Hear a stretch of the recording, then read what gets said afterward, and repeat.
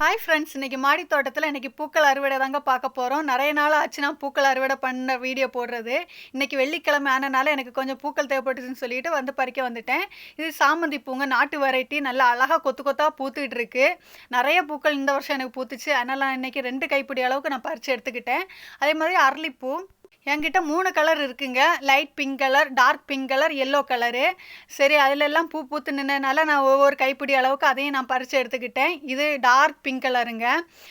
கொத்து கொத்தாக பூத்துக்கிட்டு இருக்கு. எப்போது மாடி தோட்டத்தில் இருக்கும். நான் பறிக்கிறது இல்லை, தேவைப்படக்கூடிய டைம் எல்லாம் நான் பறிச்சுக்குவேன். அதே மாதிரி எல்லோ கலர் இப்போ தான் பூக்க தொடங்கியிருக்கு.